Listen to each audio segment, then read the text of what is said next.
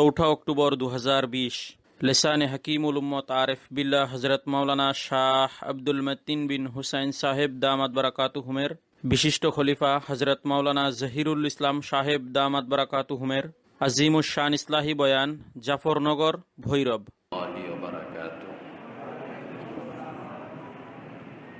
नहमदुहु व नुसल्ली अला रसूलिहिल करीम अम्मा बअद। क़ाल अन्नबिय्यु सल्लल्लाहु तआला अलैहि वसल्लम तरक्तु फ़ीकुम अम्रयैन लन तदिल्लू मा तमस्सक्तुम बिहिमा किताबल्लाह व सुन्नत रसूली औ कमा क़ाल अन्नबिय्यु सल्लल्लाहु तआला अलैहि वसल्लम। अल्लाहुम्मा सल्लि अला सय्यिदिना व मौलाना मुहम्मद व अला आलि सय्यिदिना व मौलाना मुहम्मद व बारिक वसल्लिम। আল্লাহ পাকের লাখো কোটি শুকরিয়া, আপনারা দীর্ঘ সময় পর্যন্ত কষ্ট করে এখানে বসে আছেন কেবলই আল্লাহ আল্লাহ রাসূলের মহব্বতে, দ্বীনের নিসবতে। আল্লাহ পাক আমাদের সকলকে এর উত্তম বদলা নসিব করেন, জাযায়ে খায়ের, জাযায়ে আজিম নসিব করেন। তা আমরা এখানে বসেছি যদি কিছু নিয়ে যেতে পারি,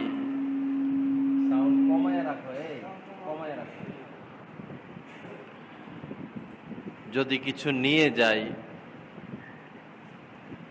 তখন আমাদের এই কষ্টটা সফল হবে।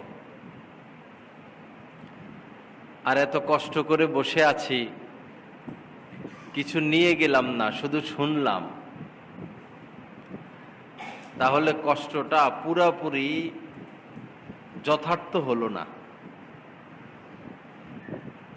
তো ইনশাআল্লাহ আমরা কিছু নিয়ে যাওয়ার ইচ্ছা আছে তো ইনশাআল্লাহ। আর একটু বাড়াই দাও। কিছু নিয়ে যাব বলতে বিরিয়ানির পোটলা না, কিছু আমল, যে আমলগুলো করলে আমরা আল্লাহ পাকের সন্তুষ্টি অর্জন করতে পারবো, মৃত্যুর পরের জিন্দেগিতে আমরা ভালো থাকতে পারবো। আল্লাহ পাক আমাদের সকলকে এরকম ভালো কিছু আমল করার তৌফিক দান করেন। এক তো হলো হামেশা সত্য কথা বলা। আমাদের যে পেয়ারা নবী হুজুরে পাক সাল্লাল্লাহু তাআলা আলাইহি ওয়াসাল্লাম জীবনে কোনো দিন কোনো মিথ্যা কথা বলেন নাই। মা কাযাবা রাসূলুল্লাহ সাল্লাল্লাহু আলাইহি ওয়াসাল্লাম ফি হায়াতিহি কত্তু। সেই যেই দিন থেকে কথা বলা শুরু করেছেন এবং মৃত্যু পর্যন্ত, মৃত্যুর আগ পর্যন্ত আল্লাহ রাসূল কখনো অসত্য কথা বলেন নাই। হযরতে আবু বকর সিদ্দিক রাদিয়াল্লাহু তাআলা আনহু কত বড় সত্যবাদী ছিলেন যে তিনি সিদ্দিক নামের উপাধি পেয়ে গিয়েছেন। যে ব্যক্তি সত্য মিথ্যা মিশ্রিত কথা বলে, কিছু সত্য বলে কিছু মিথ্যা বলে। এই ভিডিও করো না বাবা, এই যে কি ব্যাপার, তুমি ছবি তোলো কেন? এটা কেটে দাও, এই এটা কেটে দাও, ছবিটা কেটে দাও।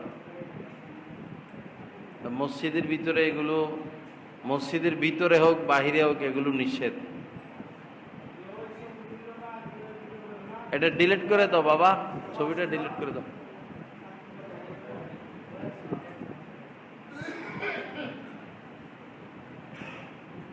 যারা কথা বলে সত্যও বলে মিথ্যাও বলে, সমাজের মানুষ জানে কিনা যে লোকটা সিটার কিসিমের, জানে কিনা?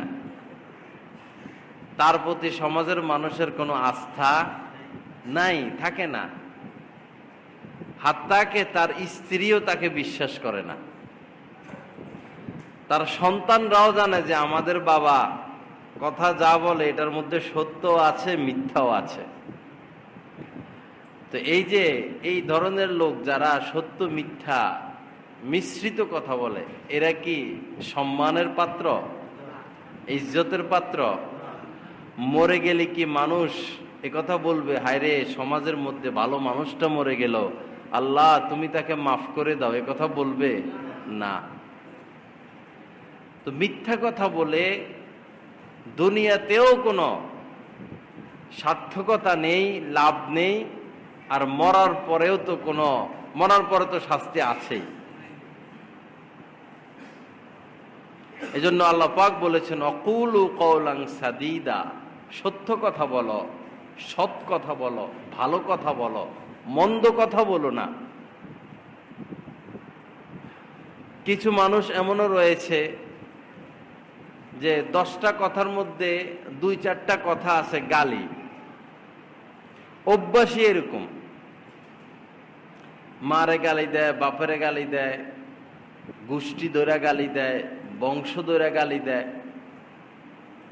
বিশেষ করে যারা বিভিন্ন পেশার সাথে দিন মজুর, জুতার কাজ করে, আরো বিভিন্ন কাজ, মাঝে মধ্যে দেখেছি একটু বসলেই একসাথে কাজ করে দিন রাত, মাকে ধরে গালি দেয়, বাবাকে ধরে গালি দেয়। আশ্চর্য বিষয়, এ ধরনের গালি তো হারাম, গুনাহে কবিরা। কথায় কথায় গালি দেওয়ার দ্বারা গুনাহে কবিরা হয়, আল্লাহ পাক অসন্তুষ্ট হন, সম্পর্ক নষ্ট হয়। তলোয়ারের আঘাত মানুষ একসময় ভুলে যায়, কথার আঘাত মানুষ ভুলতে পারে না। কথা, যার কথার মধ্যে মধু আছে, যার কথার মধ্যে নূর আছে, রস আছে, তার কোনো দুশ্মন নাই। আছে, তার ব্যবহার ভালো, দুশ্মনও তারে ভালোবাসে,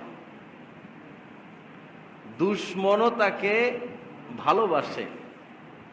হযরত আলী রাদিয়াল্লাহু তাআলা আনহু এমন ছিলেন যে কাফেররাও তাকে পছন্দ করত।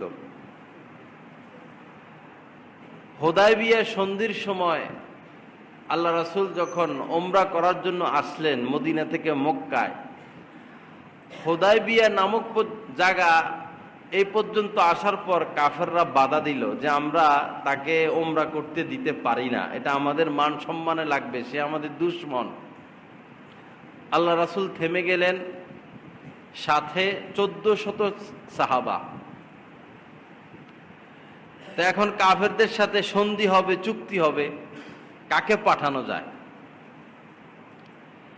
তো আল্লাহ রাসূল দেখলেন যে হযরতে আলী রাদিয়াল্লাহু তাআলা আনহু উনি অনেক রসিকও ছিলেন, মিষ্টি ভাষী ছিলেন, মিষ্ট ভাষী। তো তাকে পাঠিয়েছেন, কারণ কাফেররা তার সাথে দুশমনি করে না, তার ভাষা সুন্দর, ব্যবহার সুন্দর, আচার আচরণ সুন্দর। তো তিনি মক্কায় গেলেন, যাইয়া কথাবার্তা কাটছিট করলেন, সন্ধির দিকে অগ্রসর হলেন। যে লোকটার ব্যবহার খারাপ, কথায় কথায় ধমক, গালি, দুর্ব্যবহার, দূর আচরণ, এই বেচারা অসুখে বিসুখে পড়লে সন্তানদেরও মন তার জন্য কাঁদে না, আপন সন্তানের মনও কাঁদে না, কারণ সে সন্তানদেরকে সারাদিন জ্বালাতন করে, দুর্ব্যবহার করে। আমি দেখেছি আমাদের এলাকায় এক ব্যক্তি, খুব প্রভাবশালী ব্যক্তি, খুব দাপটের সাথে চলাফেরা করত, বেশি কথা বলতো না, গম্ভীর থাকতো, আর কথা বলার সাথে সাথে গরম হয়ে যেত, ধমকা ধমকি, গালি। মানুষ ভয়ে সাধারণত তার কাছেও আসতো না, প্রয়োজনে আসতো। তো এই লোকটা একসময় মারা গেল। আমি দেখলাম তার কাছের আত্মীয় স্বজনেরও একটু মনটা খারাপ হইল না, চোখে কোনো পানি আসলো না। ওরা স্বাভাবিক, কারণ তার এই ঘরের লোক, কাছের লোক, আপন লোক তার থেকে দুর্ব্যবহার পেতে পেতে পেতে পেতে অতিষ্ঠ, বিরক্ত। সে চলে গেল। কেমন যেন তারা নিঃশব্দে নীরবতা পালনের মাধ্যমে বুঝিয়ে দিচ্ছে যে আমরা কিন্তু অসন্তুষ্ট না আমাদের পিতার বিদায়ের কারণে, কারণ তার ব্যবহার খারাপ। সাধারণত এই ব্যবহার খারাপ বেশি হয় গ্রাম অঞ্চলের মানুষদের। হাত্তাকে পুরুষের থেকে কিছু কিছু মহিলার ব্যবহার আরো বেশি খারাপ হয়। এমন ঝগড়া জানে, এমন ভাষা জানে, আল্লাহ হেফাজত করুক। কিছু কিছু মহিলা এমনও আছে, শহরের 100 মহিলা যত গালি জানে না, গ্রামের একজন মহিলা এর থেকে ডবল জানে। আছে কি না? আছে। শহরে তো সাধারণত ঝগড়া হয় না, সবাই সবার বাসা নিয়ে ব্যস্ত, চাকরি নিয়ে ব্যস্ত, ইনকাম নিয়ে ব্যস্ত, খায়, ঘুমায়, পড়ালেখা করে। পাশের বাসায় কি হয় খবর নিতে যায় না। দেখা যায় পাশের বাসায় একজন মারা গেল আর অপর বাসায় বিয়ে হচ্ছে, বিয়ের আনন্দ তারা করতেছে, আর ওই বাসায় মারা গেল তারা কান্নাকাটি করতেছে। একজন আরেকজনের খবর নেয় না, যার কারণে শহুরে জিন্দিগিতে ঝগড়া কম, ঝগড়া বেশি হয় কোথায়? গ্রামগঞ্জে। অথচ মা বোনদের আওয়াজ, কণ্ঠ, অনেক উলামায়ে কেরামের মতে তাদের কণ্ঠটা সতর, পর্দার অন্তর্ভুক্ত। মা বোনেরা এমন ভাবে কথা বলবেন, এমন নিচু আওয়াজে কথা বলবে, তার গলার কণ্ঠ যেন তার দেবরের কানে না যায়, পর পুরুষের কানে না যায়, এমন আওয়াজে তাদেরকে কথা বলতে হবে। কিতাবের মধ্যে মাসলা এমন, কোন মহিলা কোন জরুরতে, প্রয়োজনে পর পুরুষের সাথে কথা বলবে, দেবরের সাথে কথা বলা লাগতেছে, বা কেউ এসে জিজ্ঞাসা করলো আপনার স্বামী কোথায়, আপনার ছেলে কোথায়, কোনো কারণে তার পর পুরুষের সাথে কথা বলা লাগতে পারে, লাগতেছে, তখন কথা তো সে বলবে, কিন্তু কর্কশ ভাষায় বলবে। ওই সময় মানে কোনো পুরুষ এসে বলবে আপনার স্বামী কোথায়, ওই মহিলা এভাবে বলবে না, আমার স্বামী বাজারে গিয়েছে। যদি সুন্দরভাবে বলে, হয়তো মহিলার কণ্ঠের আওয়াজের কারণে ওই পুরুষের ভিতরে রোগ সৃষ্টি হবে। ওই পুরুষ ভাববে যে মহিলার কণ্ঠ এত সুন্দর, না জানি মহিলা কত সুন্দর।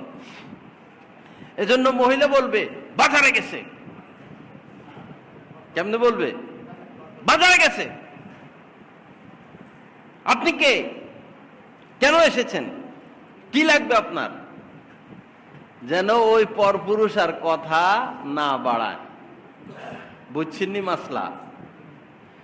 ঠিক আপনি পুরুষ কোন মহিলার সাথে কোনো কারণে কথা বলবেন,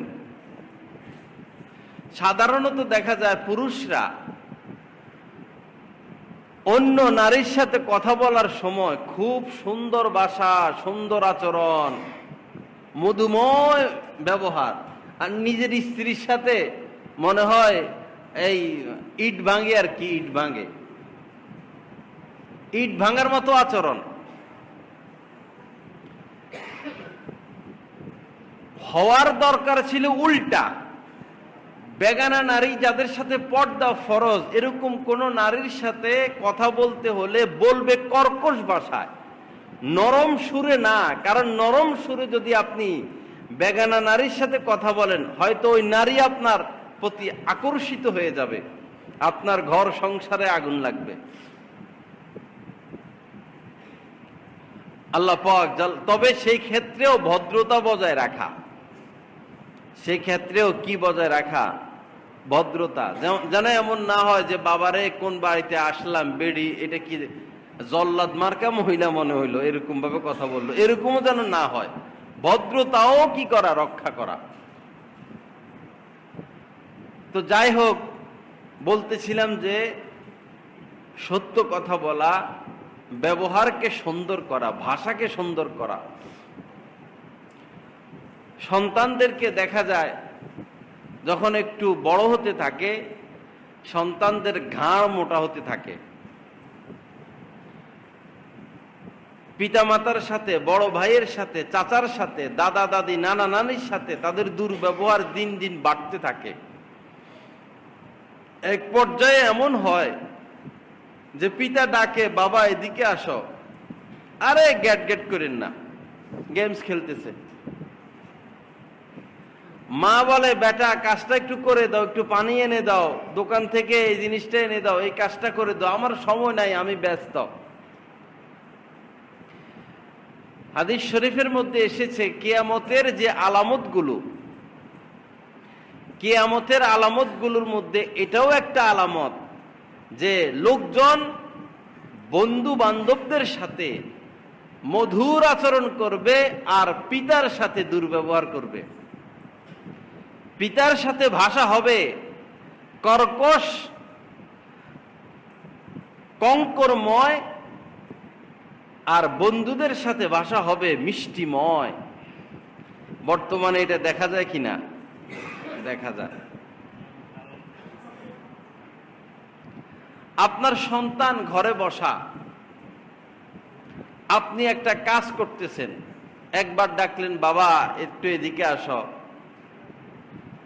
বাবা একটু এদিকে আসো, দাম নাই, শুনেও না। ওই মুহূর্তে যদি তার কোনো বন্ধু এসে বলে, দোস্ত আয় ঘুরে আসি, এক লাফ মারা দাঁড়াইয়া যায়, ঘর থেকে বের হয়ে যাব। ঠিক কিনা কথা? গুরুত্ব কাকে দিল? বন্ধুকে। অথচ ওই বন্ধুর ডাকে সাড়া দেওয়া তার জন্য ফরজও ছিল না, ওয়াজিবও ছিল না, কিন্তু মায়ের ডাকে সাড়া দেওয়া, বাবার ডাকে সাড়া দেওয়া প্রত্যেক সন্তানের জন্য ওয়াজিব, ফরজ। সন্তান যদি নামাজে ব্যস্ত, নফল নামাজ পড়তেছে সন্তান, মা ঘরের বাহিরে, মা জানে না সন্তান নামাজে নাকি কোন অবস্থায় আছে। এই অবস্থায় যদি মা ডাক দেয়, আব্দুর রহিম, আব্দুল করিম, ওমর যদি ডাক দেয়, সন্তান তো নামাজে, কিন্তু নামাজটা তো নফল, তখন ওই নামাজ ছেড়ে মায়ের ডাকে সাড়া দিতে হবে, বাবার ডাকে সাড়া দিতে হবে। কত গুরুত্ব! বর্তমান সমাজে সবচেয়ে বেশি অবহেলিত, নির্যাতিত, নিপীড়িত বুড়া মা আর বাবা, বৃদ্ধ মা আর বাবা। আমরা আলহামদুলিল্লাহ এই অসহায় বৃদ্ধ মা বাবার জন্য বৃদ্ধাশ্রমের ফিকির করতেছি। ভৈরবে বৃদ্ধাশ্রম, যে সমস্ত সন্তানেরা মা বাবার চিকিৎসা করায় না, আদর যত্ন দেয় না, খাওয়ায় না, তাদেরকে আমরা মা বাবার মতো লালন পালন করব। কোরআন শিখাবো, নামাজ শিখাবো, জিকির করাবো। আপনার মন চাইলে আপনি যে 40 দিন থাকবেন, 1 মাস থাকবেন, যে হুজুর আমি বেশি দিন থাকবো না, 1 সপ্তাহ থাকবো, থাকেন। আপনাকে আমরা ওই 1 সপ্তাহ যতটুকু সম্ভব শিখাইয়া দিব। আর আপনি যদি বলেন, হুজুর আমারে বাদ দেয় না, আমি এখানেই বাঁচতে চাই, এখানে মরতে চাই, আসেন আমরা আপনারে ভিক্ষা করে হইলো খাওয়াবো ইনশাআল্লাহ। এই ব্যবস্থা চলতেছে, আল্লাহ পাকের শুকর, সকলের সহযোগিতা। যারা সহযোগিতা করতে চান আগাইয়া আসবেন। এরকম কিছু দরকার কিনা? দেখা যায় অধিকাংশ বুড়া বৃদ্ধ নারী পুরুষ কোরআন পারে না, সূরা কেরাত পারে না, নামাজ পারে না। এ কারণে পড়ে না। একটা পরিবেশে থাকলে সবাই নামাজ পড়তেছে, সে কি পড়বে না? সবাই ঘুম থেকে উঠে অজু করতেছে, সে কি অজু করবে না? সবাই জিকিরে বসে গেল, সে কি জিকিরে বসবে না? আমরা তালিম করব, জিকিরও করাবো, এবং নামাজও শিখাবো, কোরআনও শিখাবো, এবং সম্পূর্ণ পরিপূর্ণ ইজ্জত সম্মানের সাথে এই মা বাবাদেরকে আমরা লালন পালন করার এরাদা করেছি। আল্লাহ পাক যদি তৌফিক দান করেন। তো সবচাইতে বেশি অবহেলিত, নির্যাতিত কারা? মা এবং বাবা। বিশেষ করে সন্তান যখন বড় হয়ে যায়, যত বড় হয় তত ঘাড় মোটা হয়, তত দুর্ব্যবহার প্রকাশ পেতে থাকে। আমার যুবক ভাইয়েরা, তোমার মা বাবা যদি তোমার উপর সন্তুষ্ট, তুমি বুঝবা তোমার সৃষ্টিকর্তা আল্লাহ তোমার উপর সন্তুষ্ট। তোমার জনম দুঃখিনী মা, তোমার অসুস্থ বৃদ্ধ পিতা যদি তোমার উপর অসন্তুষ্ট, মনে রাখবা, বুঝে নিবা তোমার রব, তোমার সৃষ্টিকর্তা তোমার উপর অসন্তুষ্ট। রেজার রব্বি ফি রেজাল ওয়ালিদি ও সাখাতুর রব্বি ফি সাখাতিল ওয়ালিদ। আল্লাহ রাসূল বলেছেন, পিতার সন্তুষ্টিতে আল্লাহর সন্তুষ্টি, পিতার অসন্তুষ্টিতে আল্লাহর অসন্তুষ্টি। পিতা যে সন্তানের উপর সন্তুষ্ট, আল্লাহ ওই সন্তানের জন্য রহমতের দরজা খুলে দিবেন, রিজিকের দরজা খুলে দিবেন, মেহেরবানির দরজা খুলে দিবেন। আর যে সন্তানের উপর পিতা অসন্তুষ্ট, তার বিপদ মুসিবতের কোনো শেষ নাই। কিছু কিছু ভাইরা বলে, হুজুর অভাব দূর হয় না, বিপদ দূর হয় না, ব্যবসায় লাভ করতে পারি না, সন্তানাদি অসুখ বিসুখ থাকেই, বিপদের পর বিপদ, যেখানে হাত দেই সেখানেই লস, যেদিকে তাকাই সেটাই ছাই হয়ে যায়। আসল বিষয় হলো তার উপরে তার কোনো মুরব্বী অসন্তুষ্ট, হয় তার বাবা অসন্তুষ্ট, বা মা অসন্তুষ্ট, বা দাদা দাদি নানা নানি অসন্তুষ্ট, অথবা সে কোনো হক্কানি আলেমকে কষ্ট দিয়েছে, কোনো আল্লাহর ওলিকে কষ্ট দিয়েছে। কোনো আল্লাহর ওলিকে কষ্ট দিলে আল্লাহ পাক ওই লোকদের সাথে যুদ্ধের ঘোষণা দিয়েছেন। মান আদা লি ওয়ালিয়ান, মান আদা লি ওয়ালিয়ান ফাকাদ আযানতু লাহু লিল হারব। হাদিসে কুদসির মধ্যে আল্লাহ পাক বলেন যে আমার কোনো খাস বান্দা, আমার কোনো ওলি, আমার কোনো এরকম কোন নায়েবে নবী, কোন আলেমকে যে কষ্ট দিবে, তার সাথে আমার যুদ্ধের ঘোষণা।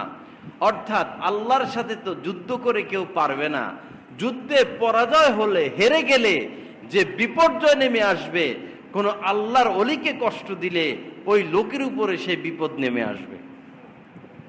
এজন্য আলেমদের সাথে দুর্ব্যবহার করতে নাই।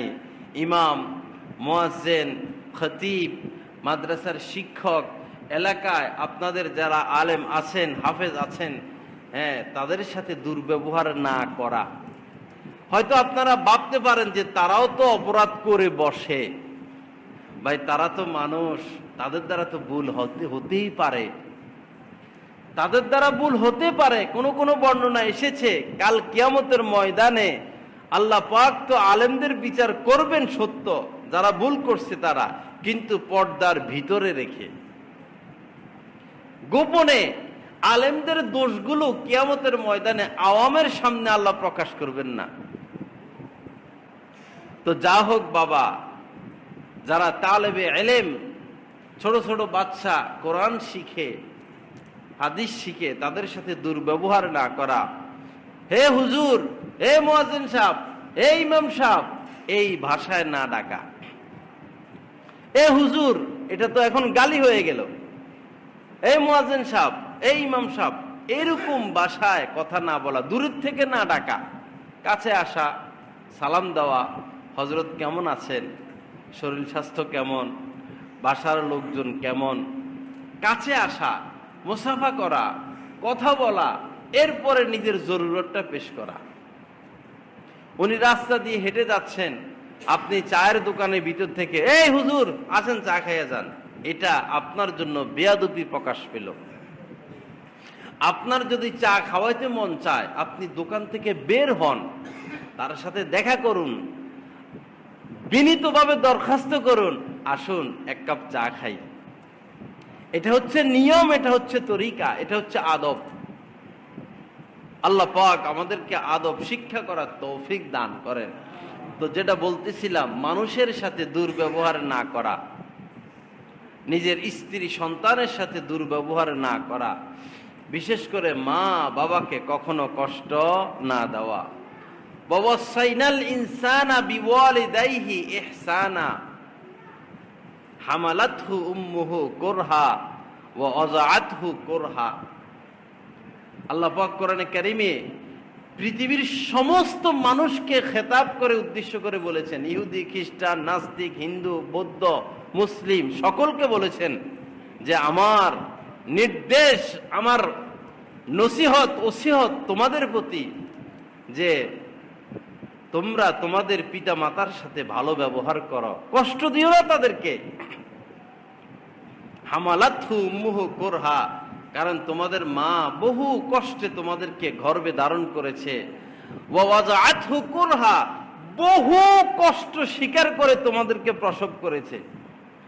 ডাক্তাররা বলেন 22টা হাড্ডি, আমাদের শরীরে হাড্ডি আছে না, আপনার হাতের একটা হাড্ডি যদি হাতুড়া দিয়া ভাঙ্গে আপনি কেমন ব্যথা পাবেন? যদি 2টা হাড্ডি আপনার ভাঙ্গে হাতুড়া দিয়া, রড দিয়া, বাড়ি দিয়া, আপনার কাছে কেমন লাগবে? ডাক্তাররা বলে 22টা হাড়, 22টা হাড্ডি একসাথে ভাঙলে যেমন ব্যথা একজন মহিলা তার সন্তান প্রসব করাকালীন এরকম ব্যথা অনুভব করে। 22টা হাড্ডি। এরপরেও কি মায়েরা সন্তান নিবে না এ কথা বলে না। সন্তান দুনিয়াতে আসার পর সন্তানের দিকে তাকিয়ে সমস্ত কষ্ট ভুলে যায়। নিজে কষ্ট করে কিন্তু সন্তানকে কষ্ট করতে দেয় না। মনে করুন সামনের থেকে গুলি আসতেছে, গুলি, মায়ের কোলে তার সন্তান, সামনের দিক থেকে গুলি আসতেছে। এখন মা কি কোলে সন্তান বুকে, মা কি সন্তানের পিঠে বা বুকে গুলি লাগতে দিবে নাকি ঘুরে নিজের পিঠে গুলিটা নিবে? এমন কোন মা কি আছে, বাবা কি আছে যে সামনের দিক থেকে গুলি আসতেছে, আমার কোলে আমার সন্তান, গুলি তো আমার সন্তানের পিঠে লাগবে, মা বাবা ওই সময় সন্তানের পিঠে গুলি লাগতে দিবে না, মা বাবা ঘুরে গিয়ে গুলিটা নিজের পিঠে নিবে। ঠিক কিনা কথা? গত শতাব্দীতে চীনে একটা ঘূর্ণিঝড় সিস্টেম, প্রলয়, মারাত্মক ঘূর্ণিঝড় হয়েছিল। 1 লক্ষের উপর মানুষ মারা গিয়েছে, হাজার হাজার ঘর দুয়ার ভেঙে গিয়েছে। ওই সময়ের এক ঘটনা, একজন মা আর তার সন্তান, ছোট বাবু দুধ খায়, বিল্ডিং এর নিচতলায় তারা থাকতো। তো ঘূর্ণিঝড় আসছে, পুরো বিল্ডিং ভেঙে গেছে। তো আল্লাহর ইচ্ছায় তারা ছোট্ট একটা জায়গা নিচে পড়ে রয়েছে আর কি, অল্প একটু জায়গা, হয়তো একটা ওয়াল উপরে কোনাকুনি ভাবে ছিল, এটার উপরে বিল্ডিং পড়ছে, কিন্তু তাদের ক্ষতি হয় নাই। তারা ওই ছোট্ট একটু জায়গায় আছে, কিন্তু এখানে কোনো আলো নাই, কোনো পানি নাই, কোনো খাদ্য নাই। উদ্ধার কর্মীরা উদ্ধার করতেছে, উদ্ধার করতেও তো সময় লাগে। উদ্ধার করতে করতে এই জায়গায় তারা একজন মা পেলেন, একজন বাচ্চা পেলেন, অজ্ঞান, জীবিত কিন্তু জ্ঞান হারা। দ্রুত হাসপাতালে নেওয়া হলো, মা আর সন্তানকে চিকিৎসা দেওয়া হলো, মায়ের জ্ঞান ফিরে আসলো। এরপরে ডাক্তাররা তার থেকে বিস্তারিত জানলেন কিভাবে বেঁচে ছিলেন, সে উত্তর দিল। এরপরে ডাক্তাররা বলল যে আপনার হাতের 10টা আঙ্গুলি দেখি কাটা, ক্ষত, আঙ্গুলের মাথা, আপনার সমস্ত শরীর অক্ষত, কোনো জখম নাই, কিন্তু হাতের 5টা আঙ্গুল, 10টা আঙ্গুল ক্ষত বিক্ষত, এটার কারণ কি? ওই মহিলার চোখে পানি চলে আসলো। মহিলা বলল, আমি আর আমার সন্তান অল্প ছোট্ট একটা জায়গায় বেঁচে গিয়েছি, বের হওয়ার রাস্তা নাই, অন্ধকার, কোনো খাওয়া দাওয়ার ব্যবস্থা নাই। আমার ছোট বাচ্চাটা কাঁদতেছে, আমি তাকে দুধ খাওয়াইলাম, সে ঘুমাইলো, ঘুম থেকে জাগলো, আবার কান্দে, আবার দুধ খাওয়াইলাম। এক পর্যায়ে আমার বুকের দুধ শেষ হয়ে গেল।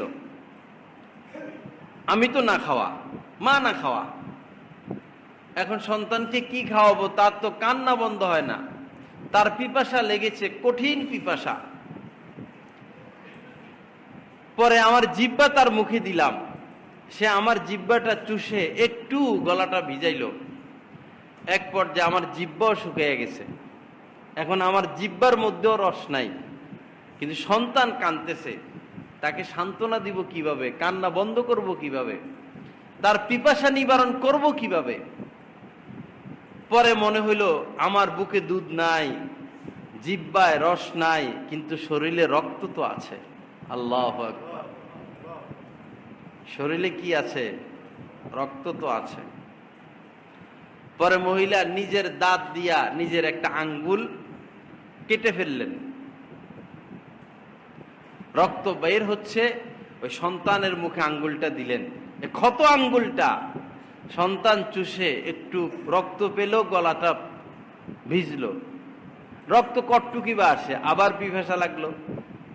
মহিলা দ্বিতীয় আঙ্গুলটাও এভাবে দাঁত দিয়ে কেটে রক্ত বের করে সন্তানের মুখে দিল, সন্তান খেলো, একটু কান্না বন্ধ হলো। এভাবে 10টা আঙ্গুল কেটে কেটে সে সন্তানকে রক্ত পান করাতে করাতে তার রক্ত শেষ হলো। এক পর্যায়ে মহিলা অজ্ঞান হয়ে গেল। মা কি জিনিস, মা কত বড় সম্পদ। এজন্য যুবক বাবারা, মাকে কষ্ট দিও না, বাবাকে কষ্ট দিও না, তাদেরকে ধমক দিও না। ওয়ালা তানহার হুমা, মা বাবাকে ধমক দিও না। ওয়ালা তাকুল্লাহুমা উফ, মা বাবার থেকে কোনো কষ্ট পেয়ে, বিরক্ত হয়ে, মা বাবার কোনো আচার আচরণে ত্যক্ত হয়ে, অসন্তুষ্ট হয়ে তুমি ক্ষোভটাও প্রকাশ করতে পারবা না। উফ শব্দটাও যেন তোমার মুখে না আসে।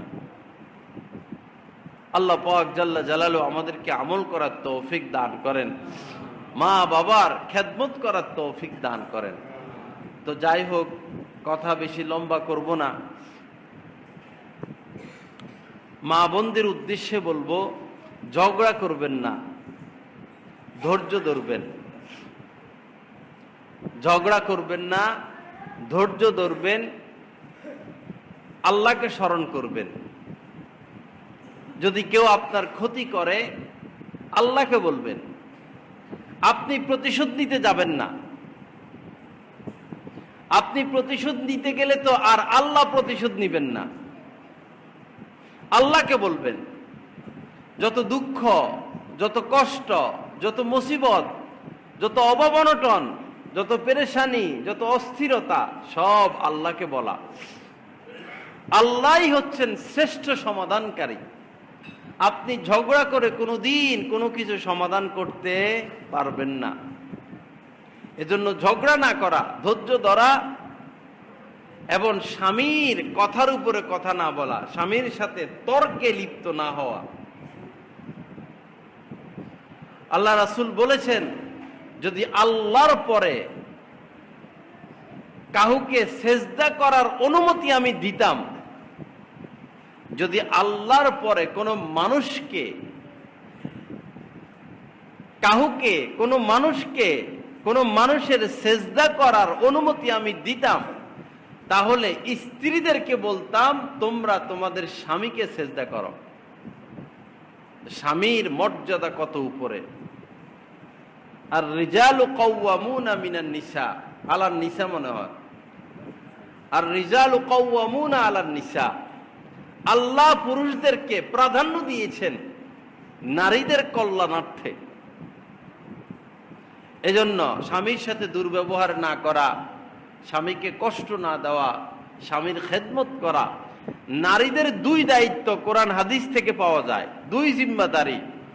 আল মারআতু রাইয়াতুন আলা বাইতি যাওজিহা ওয়া ওয়ালাদিহি, নারীদের দুই দায়িত্ব। প্রথম দায়িত্ব হলো স্বামী, স্বামীর ঘর সংসার, স্বামীর খেদমত আর স্বামীর ঘর সংসার দেখে শুনে রাখা, স্বামীর সম্পদের হেফাজত করা। একজন নারীর সতীত্ব এটাও স্বামীর সম্পদ। নারীর সতীত্ব এটাও স্বামীর সম্পদ।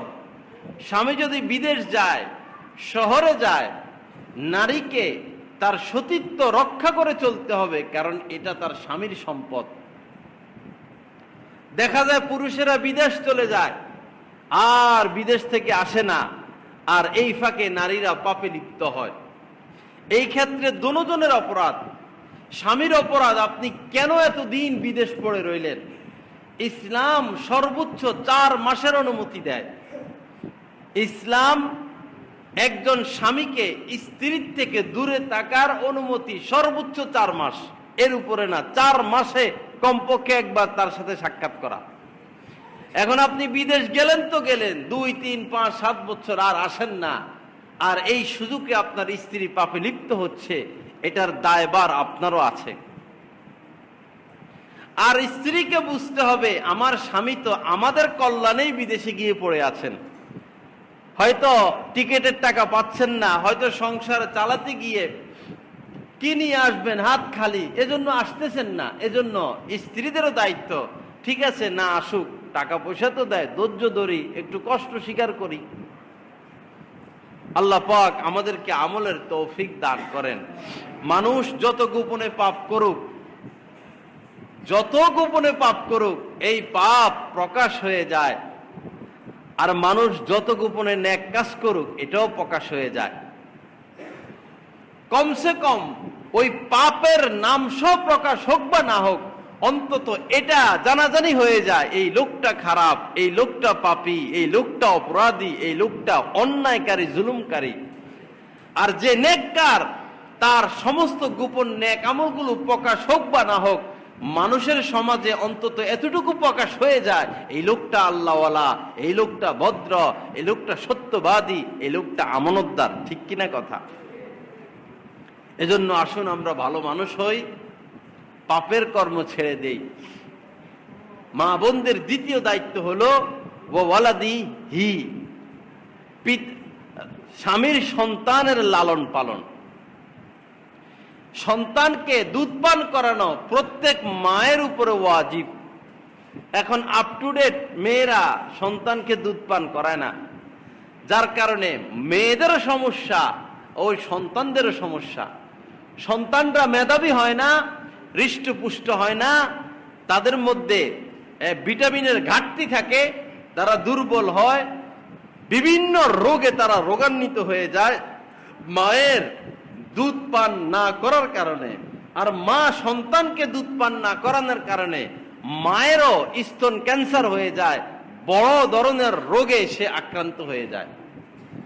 আল্লাহর দেওয়া যে বিধান, রীতিনীতি, পদ্ধতি, এটার বিপরীত যেই চলবে সেই বিপদগ্রস্ত হবে।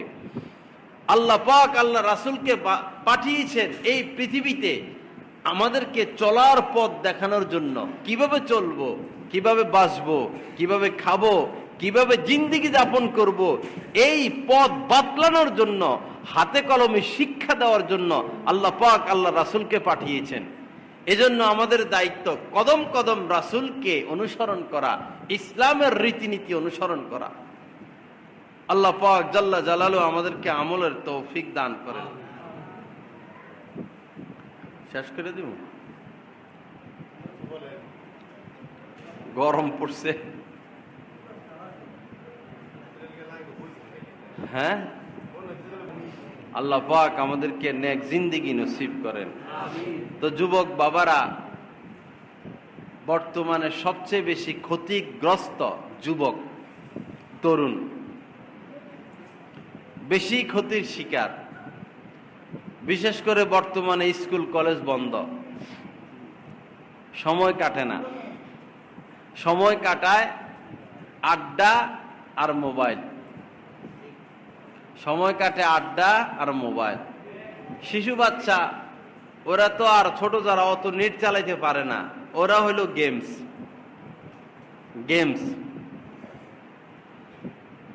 বাজারে তো বিষ পাওয়া যায় কিনা? বিষ খেলে কি হয়? মরে যায়। ছোট বাচ্চাদের জন্য গেমস, কার্টুন, আর তরুণদের জন্য ইউটিউব, ফেসবুক ওই বিষের চাইতে মারাত্মক। বিষ খেলে মরে যাবে, আর মোবাইলে আসক্ত হলে অন্তরটা মরে যাবে, জিন্দেগি বরবাদ হয়ে যাবে। কার্টুনের মাধ্যমে আমাদের এই কচিকাঁচা ছোট ছোট বাবুদেরকে নাস্তিকতার শিক্ষা দেওয়া হচ্ছে। ইহুদি খ্রিস্টানদের, মূর্তি পূজকদের কৃষ্টি কালচার তাদেরকে শিখানো হচ্ছে কার্টুনের মাধ্যমে, অশ্লীলতা শিখানো হচ্ছে। আর যুবকরা তো নেট চালিয়ে চালিয়ে জীবনকে বরবাদ করে দিচ্ছে। আজ হাজারো যুবকের আত্মচিৎকার যে তারা মাথা ব্যথা করে, কাজ করতে পারে না, শরীর দুর্বল, পড়া মুখস্থ হয় না, স্মরণ শক্তি নাই, পড়ালেখা ভালো লাগে না, কাজকর্ম ভালো লাগে না, উদাসীন, পেরেশান, অস্থির, মনে হয় আত্মহত্যা করবে। বরং আত্মহত্যা করতে আসেও অনেকে। কেন? ওই যে মোবাইল, ফেসবুক, ইউটিউব আমাদেরকে পাপ শিখায়, জিনা শিখায়, মাস্তানি শিখায়, সন্ত্রাসী শিখায়, অশ্লীলতা শিখায়। গোপন গোপন পাপের পথ তারা এই মোবাইলের মাধ্যমে আমাদের কাছে পরিচিত করে তোলে। ভালো আছে, কিন্তু মন্দের আধিক্য বেশি। ভালো আছে, মন্দটা বেশি।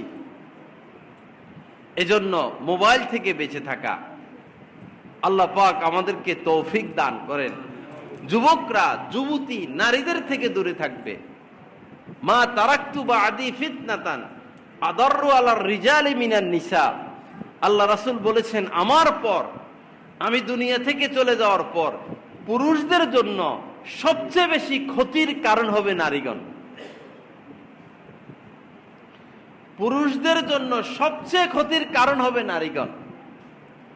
এজন্য যুবক বাবারা, যদি কিছু হতে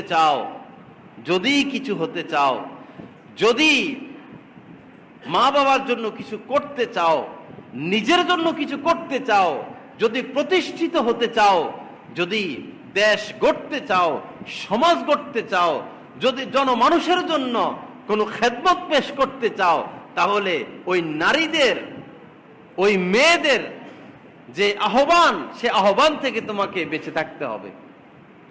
নারীদের সংস্পর্শ থেকে, খালতো বোন, চাচাতো বোন, ক্লাসমেট, এই মেয়েদের সংস্পর্শ থেকে তোমাকে বাঁচতে হবে। তারা তোমাকে অফার দিবে। এখন ছেলেরা অফার দেওয়া লাগে না, মেয়েরাই অফার দিয়া বসে। আগে আগে ভালো একটা ছেলে যদি সমাজে থাকে, যা ভালো ছেলে, ওই ভালো ছেলের মেয়েরা ভালো থাকতে দেয় না, 100টা প্রস্তাব দিব। আর যদি কোনো সুন্দর ছেলে, চেহারা সুন্দর, লম্বা টম্বা, তার উপরে তো তীরের মতো আঘাত, এলাকার প্রত্যেকটা মেয়ে তাকে প্রস্তাব দিয়া বসবে, তাকে আর ভালো থাকতে দিবে না। দেখা যায় একটা ছেলে, কি সুন্দর চেহারা, কি সুন্দর চেহারা, কি সুন্দর চেহারা, 4-5 বছর পরে দেখা হইলো, এখন মুখের মধ্যে মনে হয় ঠাডা পড়ছে, 1 লক্ষ বরণ, গালের এই চাবা সেই চাবার ভিতরে ঢুকছে, এই চাবা এই চাবার ভিতরে ঢুকছে, চোখের মধ্যে মনে হয় আধা কেজি চাউল রাখতে পারবে। কি ব্যাপার? 2 বছর আগে চেহারা এত সুন্দর, এত আকর্ষণীয়, এত কাশিস, এই চেহারা নষ্ট হলো কিভাবে? ওই যে পাপে লিপ্ত, পাপে লিপ্ত। মনে রাখবেন, পাপ করলে যে শুধু মৃত্যুর পরে আমাদেরকে শাস্তি দেওয়া হবে এমন না, পাপ করার দ্বারা আমি দুনিয়ার নিয়ামত থেকেও বঞ্চিত হব। গুনাহের পথ, পাপের পথের দ্বারা আমি দুনিয়ার নিয়ামত থেকেও বঞ্চিত হব। আমি সুখ পাবো না, আমি একটু তৃপ্তির সাথে ঘুমাতে পারবো না, আমার মধ্যে স্বস্তি থাকবে না, আমি আরামে সুখে কোনো জিন্দেগি পাবো না। এজন্য জোয়ান, বৃদ্ধ, তরুণ তরুণী, মা বাবা, আমাদের সকলের দায়িত্ব পাপ মুক্ত থাকা, গুনাহমুক্ত থাকা, সুদ না খাওয়া, ঘুষ না খাওয়া। এখন মহিলারাও সুদে টাকা লাগায়, জানেননি আপনারা? মহিলারাও কি করে? সুদে টাকা লাগায়। স্বামী বিদেশ, টাকা পাঠায় প্রতি মাসে 10,000 কইরা, তো মহিলা 2,000 করে জমাইয়া মহিলার কাছে 10,000 আসলো বা 20,000 আসলো, তখন কাউকে সুদে দেয় যে তোমারে 20,000 দিলাম, মাসে মাসে আমারে 200 টাকা করে দিবা বা 500 টাকা করে দিবা। সুদ খায়।